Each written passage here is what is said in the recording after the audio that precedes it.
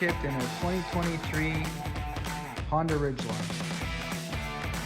Brand new. We're going to take it apart, take the strut out, add the spacer to the strut, change the sway bar link, and give it a wheel alignment.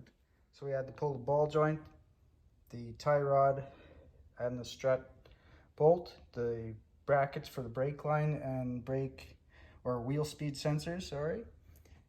And now we got to pull the bolts to the top that hold the strut in.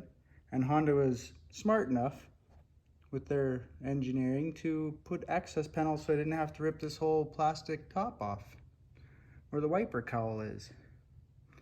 I'll get that out and we'll put the spacers on. Here we have the strut removed, and that came out fairly easy, not too bad. Everything's brand new, so the bolts are nice and simple.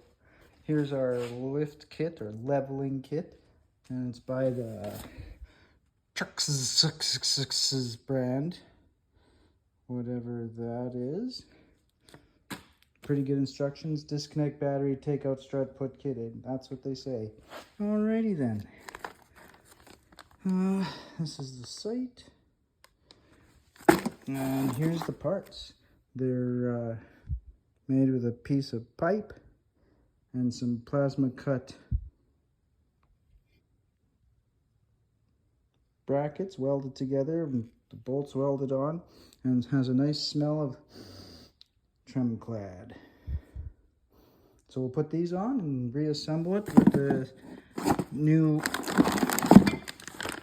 shorter sway bar links, because the thing will be down a couple more inches, and we'll put it together and start on the other side. Got the spacer on. Was easy. They put relief holes so that the socket will actually fit on the nuts. Some of them I've put on I've had to do with a hand wrench because they didn't leave you enough space to get a socket on, so that was really nice.